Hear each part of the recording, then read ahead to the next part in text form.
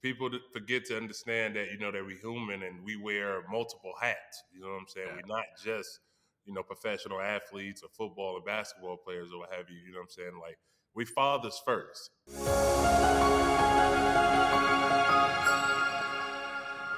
Ladies and gentlemen, welcome to another exciting episode of Mick Unplugged. And today we are talking to my GOAT. You all know I'm a patriot, but you're going to learn a little secret today. We're talking about from gridiron to greatness. This guy is a walking highlight reel.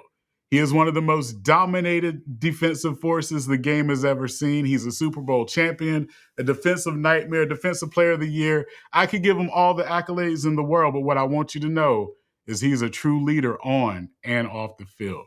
Ladies and gentlemen, give it up for my GOAT, Mr. Terrell Suggs. Terrell, how you doing today, brother? What's up, man? What's happening? Thanks for having me. Man, I am glad that you are here. There's so much I want to talk to you about, man. And on Mick Unplugged, I like to talk to people about their because, right? That thing that's deeper than your why, that true passion that you have. And I know from time to time it changes. So if I were to say today, T Sizzle, what's your because, man? Like, what's that purpose that you have? My children. My children. I think now, I want to be, even better dad than I was a football player. You know what I mean? It's the most important job you'll ever get.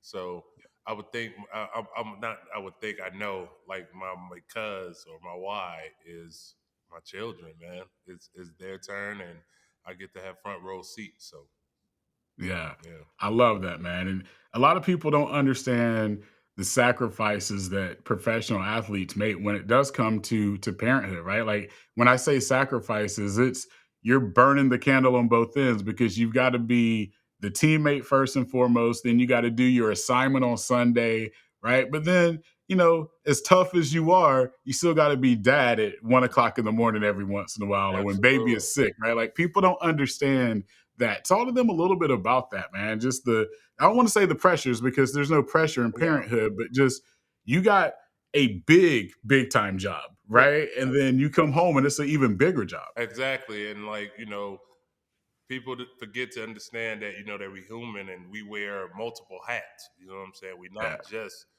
professional athletes or football or basketball players or what have you. You know what I'm saying? Like, we fathers first. You know what I yeah, mean? And they kind of get the back end. They get what's left, especially when you're playing. You know what I mean? Because your job and everything comes first, your career. And then, yeah, like, they're just kind of like, all right, dad, now you got to, if you can make it to my recital or my game or something. You know what I mean? All that stuff is hard yeah, when you're playing, but when you're not playing, it's like it's the best feeling in the world. Like you get to go to everything, you get to attend everything, and you kind of get to be present. Whereas, everybody when you're playing, everybody, yeah, you're at your kid's game, but they're more happy that you're there. You know what I'm saying? yeah, So yeah, it's like now they get to be the focal point. It's like, nah, this is their game. If you want their autograph, get theirs. You know what I'm saying? It's like I'm just dad now. You know what I mean? So yeah, I love that it's their turn now. It's like they're on stage and they kind of get to be the reason. You know what I mean? Like everybody's there. yeah. Not everybody there to see dad. Everybody there to see you. You know what I'm saying? So Yes, sir. yeah. Yes, sir. So growing up, man, you grew up in Minnesota, right? hmm Right. So growing up in Minnesota, when did you know that you were going to be T Sizzle? When did you feel that? I didn't. Like we talk about it every day, and it's like, in Minnesota, what people don't know is very competitive. You know what I mean? Like Mhm. out of 10 kids, 12 of them got D1 abilities. You know what I'm saying? Like I remember like my Pop Warner team, like my 8th grade team, we went that whole year, we gave up, I want to say, one touchdown out of like 12 games. Like we Mm, were that dominant on both yeah, sides of the ball. Like we kicked the ball off at the beginning of the game, we kicked the ball off at halftime because our offense was just gonna light things up. And people don't know this, but my quarterback was Joe Mauer. You know what I'm saying? Joe yeah. Mauer, he Baseball. yeah, Yeah. he went to Cretin-Derham Hall, was an All-American, had a scholarship to Florida State, but went and played baseball, but he was a quarterback on an inner city team. He's the only white kid. He was the only Mm, white kid, and all of us would tell you he was the best player. You know what I mean? Like Joe yeah. Mauer had it. Like we were 10 and he was 8. He was still better than all the rest of us, and all of us inner city kids. You know what I'm saying? Joe Yeah. Mauer just had it from jump. So he was on our 8th grade team. That was like going up in Minnesota. It's highly competitive. So like when I was able to kind of like branch out and I moved to Arizona, like I already had kind of like that edge, that competitive Yeah. edge, and that that really helped me. I want to say that propelled me. You know what I'm saying? Yeah. Yeah. Yeah, that's what's up. So segueing to Arizona, right? You go to Arizona State. This is pre-NIL, so I ain't gonna get Yeah. you in trouble, but why Arizona State, man? Like, To be totally honest with you, it was Florida State. I was going mm, to Florida State because they were winning national champions then. They were on TV every week, and that was huge. So, as a family, we thought like Florida State was the best place for me. But my dad was like, all right, I'll be able to catch a game when I can. We poor in the inner city. And I was like, well, that's a deal breaker for me. Like, I gotta have my dad in my games, you know what I'm saying? And like especially like my whole senior year, he hadn't missed one. And that's when we had our magical year, one player of the year, it was Gatorade player of the year. And the thought of me going to college and my family not being in the stands to see it, like they could only see me when I was on TV or playing on the West Coast, I was like, nah, that's not an option. We might as well go right on 15 minutes down the street and y'all can make every game. So that's yeah, why Arizona State. But also like Arizona, the U of A, they was the first ever school to like recruit me, send me a mm, letter. And, I also, because football don't have the Olympics, I love their colors. Like they were the red, white, and blue. So it was yeah, kind of like, yeah, oh, you could wear the red, white, and blue and play football. You know what I mean? So it was Florida State, and then it was U of A was like a strong second. Like if I'm not gonna go to Florida State, I'll go to U of A because they mhm, were the first one. I'm a loyal dude, yeah, and and then like the media kind of heard like it kind of got out that I might head to somewhere other than ASU, and then they just went full fledged. Like the media started recruiting me, so I was like, yeah. yeah, we might as well just go to ASU. I like it, man. So, you know, I remember staying up late because I'm from the East Coast. I'm from South Carolina, right? And I went to college in North Carolina, Hmm. Tar Heel, always representing my Okay, Tar Heel. okay. But I remember staying up, man, because for us, you guys are playing at Yeah. 7:30, 8 o'clock your Uh-huh. time. It's That's like 10, 11 30, y'all time. Yeah. 11. And when you're on TV, it gets delayed a little bit. Yeah. But I always wanted to see you, man, because the tenacity you had, you were all over the field, man. Like Mhm. I showed my kids a highlight tape of yours. It wasn't even a published highlight tape. This was back when you could record TV, right? Like Uh-huh. DVR, whatever it Yeah. was.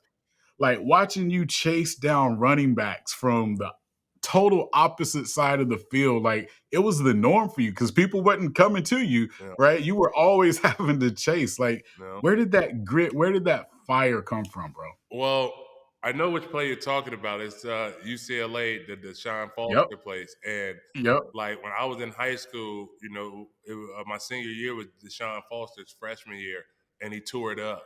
He like Yeah. tore up college football. You know what I'm saying? Yep. And like I was like, all right, I was like excited to play him, but you're nervous. You're going up against Yeah. like, that's how I felt the first time I played against Ricky Williams in the league. Like, it's Ricky Williams, but I'm Right. gonna get to him. You know what I'm saying? They say ball until your Yep. idols become your rivals. So it was Deshaun Foster, and it was just like I'm a get him. And if I was like Mhm. trying to like get my play, and it was the only time like I could really like tackle him was if he ran the other way and he like broke, and I tried to catch him in the Rose Bowl. Yep. It was dope. It was a dope setting, but he still scored. But it was just kind of like, oh, look at this kid. You know what I mean? It was kind of Yeah. like people started to become aware of me, but I would definitely say like my coaches, man, like they brung the dog out. You know what I mean? Ted Yeah. Monachino, like once I got him as a coach, like my world changed. I changed as a player. Mm. You know what I'm saying? Yeah. So What was that change like? Like, it was just give like me the before and after. a coach that kind of be like, look, you know what I'm saying? You don't just got to make the plays that come to you. You can make every play. You know what I'm Yeah. saying? Like we Yeah. need you to like lead this team, and he had that confidence in me. You know what I'm saying? Like that's what Mhm. coaches do. They bring the best out of you. They're on you, and like even when I didn't do nothing wrong, like he would like yell at me, kind of like to get me. like to let all the other guys know, like, all right, I'll get on his ass too. You know what I'm saying? Yeah. And I Yeah. just kind of like took it, shut my mouth, and went to work, and we end up having magical seasons, man. Absolutely. Yeah. And so then you parlay that, you earn a draft pick, right? Like I tell people all the time, like players earn getting drafted, right? Like there's so many people that are draft eligible, people don't realize, right? So even fourth, fifth round draft picks, they earn Yeah. to be drafted. Yeah. You earn to be drafted by the Ravens. I don't know if a lot of people realize, man, like you didn't start every game your rookie year, Mm-mm. but doggone it, you had 12 plus of those things though, brother. I didn't start my rookie year because that kind of show you the personnel we had at the Ravens when I got there. Like I said before, I was like, this was the first time like I wasn't top dog, and not only was I Yeah, top dog, I wasn't not top dog. We had a whole bunch of other dogs there that could do what I do. You know what I'm saying? yeah, So it was just kind of like a pack of lions, and like you the young cub. Like yeah, that it was cute what you did down there in college, but this big boy league, this ain't that little rascal stuff you used to. You know what I mean? They let me yeah, know early, like that was college, little bro. Like this is a whole nother yeah, game up here. But I had great vets, man. I had great vets. Adelius Thomas, I mention him all the time. Adelius Thomas, Bart mhm, Scott, Peter Boulware, Anthony Weaver, and of course I had the two top dogs, Ray Lewis and Ed Reed. So, yeah, you got a personnel like that, like it's only natural you could be successful. I ain't gonna never forget Kelly Gregg either. He was like yeah, the smallest guy on our team, but he was also like the strongest and the toughest. So like we yeah, just had dogs everywhere, man. yeah, man. And you were the dog. And again, you've always been my favorite NFL player, right? And so Appreciate seeing the maturity of you from your rookie year, again, 12 and a half sacks, it. Mhm. to then you're starting your next year and now you're getting schemed. And I don't think people realize that either, right? Like it's like, okay, Suggs is over here. Now we're gonna double team him, chip him, but you're still productive, Yeah. right? Talk to people about that. Cause again, I don't think people understand the nuance. Like they see the high numbers, but they don't realize those high numbers mean you're getting attention too. Yeah, like what people don't understand is that offensive coordinators are smart. They know Right. what you could do. You know what I'm saying? Yeah. Like they know Yeah. which each player can do, and they're gonna find a way to scheme up the defense. You know what I mean? It wasn't just me. Like I said, they was like, all right, we can slide this way, send the we'll double him with the tackle and tight end, and we'll send the guard and the fullback up to Ray, and we'll slide this one. Like they got schemes, you know what I'm saying? So Mhm. it's just like you just got to be productive, and your coordinators kind of got to counter that, kind of got to get you loose, get you free. You know what I'm saying? But also your personnel, your teammates got to get you free too. Like they can't. Yeah. We had it so you gotta have to pick your poison. You double one of us, the rest of us is gonna eat. So that's how it end up Yeah. happening. Like everybody know, we've had like consecutive years where we the best defense in football. We just didn't have a championship offense. Is why we end up either getting bounced out of the playoffs or didn't make it. You know what I'm saying? But we Yeah. eventually got that thing done. So Yeah. So let's talk about that, man. Like, not only two-time Super Bowl, right? mm, But then you're also player of the year. mm-hmm. You're the leader of men at that point, right? So talk to me about your leadership maturity. Like, when did you realize, all right, I got to be a little bit different in the locker room. I got to be a little more vocal on the field because you had Ray, you had Ed on the back end, and then like you're that presence up front, man. So like, how did Sizzle manage that? All right, I'm a leader now. I want to say it was after the 2006 season. Um, we lost in the playoffs at home to Mm, Peyton Manning them, and that's not a good feeling because we felt like we were top dog that year. You know what I'm saying? We yeah. felt like that was our year in '06. It was the most games we had ever won as a franchise up until Lamar got there. But Hmm. we had won 13-3. Like I had never won that many games before in my life, and it was Yeah. just like, and I think we had like nine Pro Bowlers. I think six of us were on defense or something like that. Our whole linebacking core went to the Pro Bowl. Myself, Ray, Bart, and Adelius Thomas all were elected to the Pro Bowl that year. So we had Trevor Price. He like led all defensive tackles and sacks. He had 13. Like, it was just a great year. It was a really good Mm. year. And like, we got bounced out, and it was just kind of like, all right, we kind of all expected Ray and Ed to kind of just lead us. You know what I'm saying? I was like, all right, I gotta join that group. We all need help, so we all can get it done together. So I would Yeah. say probably after 2006, and I became more of a leader in 2008 when Harbs got there. It was then we had that real big three-headed monster. So me, Yeah. Ray, and Ed. So yeah. Yeah. Yeah. Nah, that's awesome, dude. That's awesome. So I'm gonna say this so you don't have to. I wholeheartedly believe if the Ravens during your heyday had somewhat of an explosive offense, you would be the career leader in sacks. I would Because say that, yeah. like literally a lot of your sacks, man, like teams didn't have to, they were never pressured to throw the ball. One, they Right. couldn't throw the ball on you guys, but like there were never shootout games. Yeah. And what people don't realize, stats on sacks, like it's a lot of shootouts, right? Yeah. Like I wholeheartedly believe you'd had over 200 sacks if y'all had a potent offense. I Or we could have landed somewhere around there. Like, I don't want to gas myself up and be like, oh, I'd have been an all I'll time do it for you. sack leader. I'll do it for you. Don't worry, I By got all you. means. But a lot of those early years, like, we did not have an offense. Like, people know that. Yeah, Like, that's not no secret. We did not have an offense, and like when you're in shootout games, and especially not shootout games, excuse me, you in like dogfighting games, and you playing Pittsburgh, they in you. You know what I'm saying? They got yeah, three tight ends, and they running powers and plunges. Now it ain't like the game is now. right. All high flying and passing and all of that. No, it's Yeah, not like you that. had Eddie George to prep Yeah, for. you Like know what I mean? the Eddie Titans George, ain't throwing the ball. Fred Right. Taylor, Corey Dillon, you know what I'm saying? Yeah, Jerome Bettis. Like, we had yeah, big backs then. You know what I'm saying? yeah, Brandon Jacobs. You know what I'm saying? Steven Jackson. Like, this is when like backs were backs. Every week yeah, you're facing yeah, either a big back or a good elusive one. You know what I mean? yeah. Shifty loose, you a shifty one.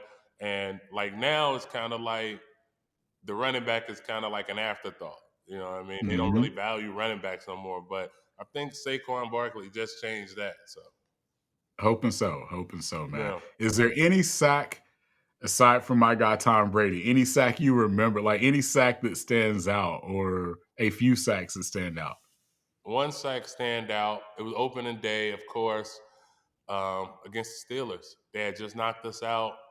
Um, they had just knocked us out of the playoffs the year before, and we were beating them. And on their home field, we was up like 21-7 or something in the third, Mm, and then they end up coming back and beating us. Um, but I was just like, we were turned up. We just got knocked out by them. We felt disappointed, and that opening day, 2011, like I just I was on one that day. So it was one I just come through like Haloti. I like rap under Haloti. He told me to do it. Like, I wasn't supposed to. He was like, Sizzle, come under me. Like, we just had that kind of chemistry, that connection. yeah. And I was like, all right. And I just did it, and it just happened. Like, boom, Mm, big hit, ball out. We recover. We go down, score, and like the next play or two plays or something like that. And it kind of like set the tone for our season, that opener and that sack. You know what I mean? So yeah.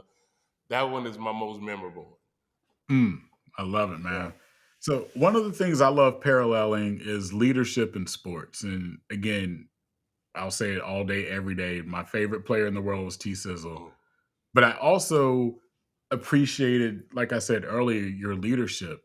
And so talk to the audience about leadership and teamwork, right? Because one of the things that I always say, a great leader knows their team better than their team knows themselves. Meaning Mhm. you knew Haloti probably better than Haloti knew himself, right? Like you knew, his instincts. You probably knew the buttons to push. How important was that for you being a leader, but knowing your teammate and their strengths? It was extremely important, especially because I kind of like fell into the role. You know what I'm saying? I Yeah. didn't like appoint myself as a leader and nothing like that. I think it was kind of like the respect from my other teammate that I had in the locker room, that Mm, we can kind of go to Sis to kind of lead us, you know what I'm saying? But also, like, I can never not discredit like our kind of legacy. Like, I was a good leader because I had a good leader, you know, in Ray Yeah. and Ed. You know what I'm saying? Like, when you have guys that's always professional, that's showing you how to do it right. You know what I mean? And like, not only that, like they love the Ravens organization. They love our team. You know what I'm Yeah. saying?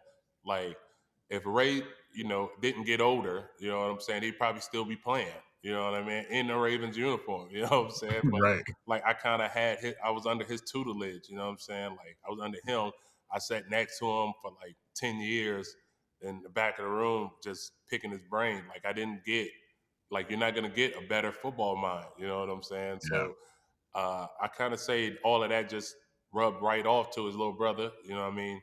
Like after Hmm. being under, him being my mentor for all those years, and then me just kind of having a relationship with other guys in the locker room and us having fun, and like that is how I fell into the role, and like I was just one of those guys that also loved the Ravens organization. You know what I'm Yeah. saying? So it was like a lot was riding Yeah. on like these games. Like, dog, we love these games and we only got limited time together. So let's get this shit done. You know what I'm saying? Excuse Yeah. me, but No, let's you're get it good. done. You know what I mean? And that was just kind of the mindset. You know what I mean? Ravens Nation. Yeah, yeah. I think another thing that I think you embody, and you talked about it with your kids, again, doing the parallel to leadership, is great leaders are always present, Mm-hmm. right? Like you can't lead by talking, you can't lead by checking in. And I don't care if you're talking leadership in football, leadership in your household. Mm-hmm. I think presence is key. And I would say that for you, like seeing the things you've been able to accomplish on and off the field, you're always present, Yeah. man. Like you're always in the moment. Yeah, you got to be. You know what I mean? You got to be, like you said, I let my kids know there's nothing more important than what you're doing now. You know what I'm saying? So, and also, like, a leader would never ask someone to do that he wouldn't do himself. You know what I'm saying? So, you always kind of got to lead by your actions first. You know what I mean? Yeah. It's always being on time. Like, not like I tell my son, like, if you're supposed to be somewhere at 8, then you need to be there by like 7:50, 7:55. You don't want to be Yeah. walking in at 8. You know what I mean? Like Yeah.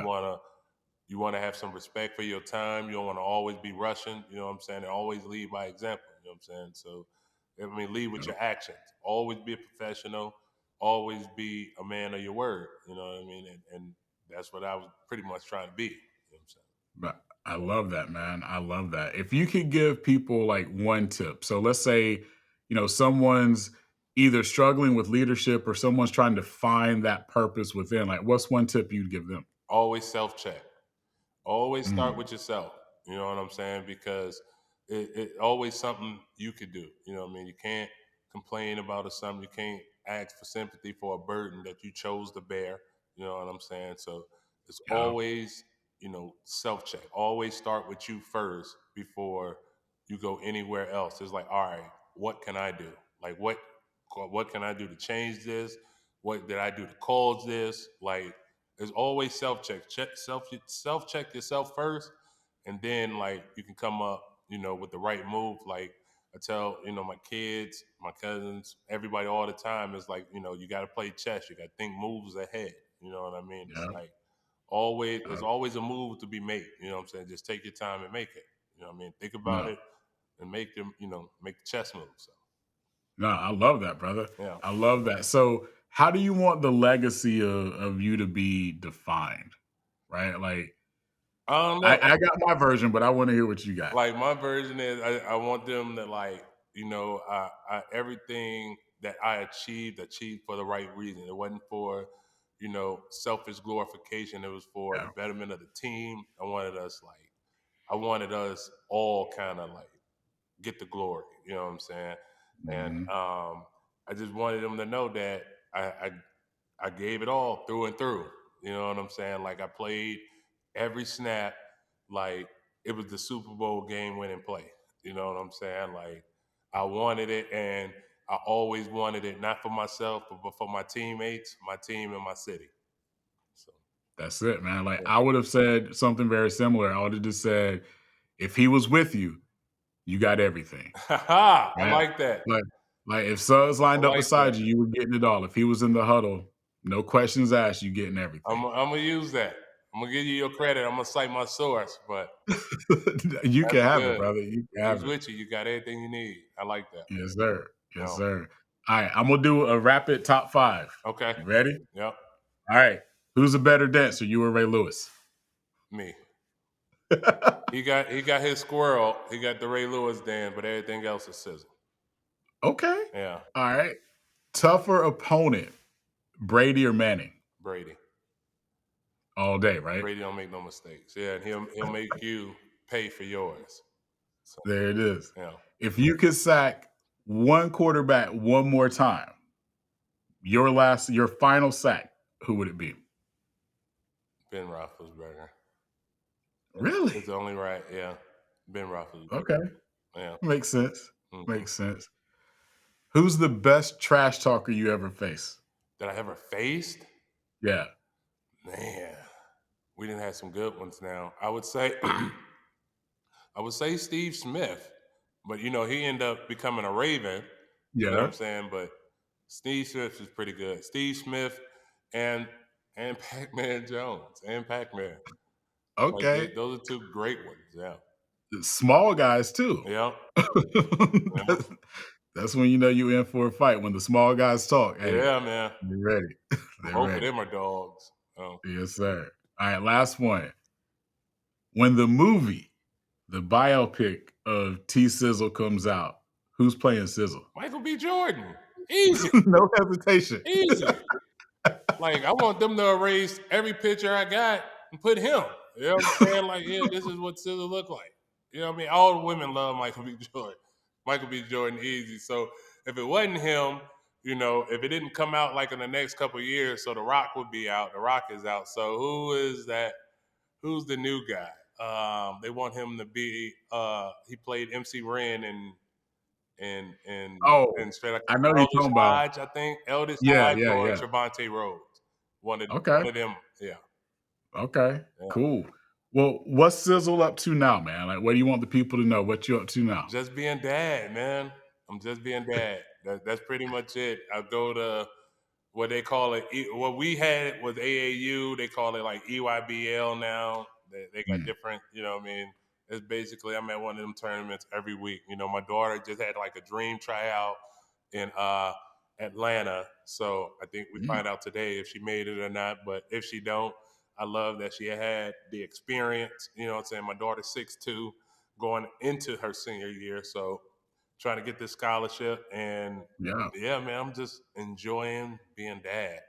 Like I said earlier, it's the best job in the world, and I love it because I'm the parent that kind of wants to embarrass the kids. Like when you pick them up from school, I'm playing old hip hop, I'm out there dancing or something. So I definitely love my new job, my new full time job. So yeah, Well, I being love it, dad. brother.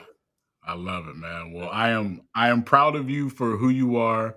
I'm proud of you for the things that you do and everything you've accomplished. And like I said, bro, just keep shining that light because people like me need it every day from you. Thank you, brother. I appreciate that, man. I appreciate the love. Absolutely. Where can people find and follow you? Hey man, on Instagram, that's pretty much the only one. Oh, I got Instagram and X, I guess they call it. Is just Untouchable J 55. There it is, Mr. D. Untouchable J at Untouchable J on both Twitter and Instagram. You got it. I'll Yeah. make sure I put that in the show notes for everybody. Sizzle, man, I appreciate you more than you know. Thank you I for taking appreciate it. time out No of your problem. busy schedule to hang with us. Thanks for having me, man. You got it. For all the viewers and listeners, remember your because is your superpower. Go unleash it.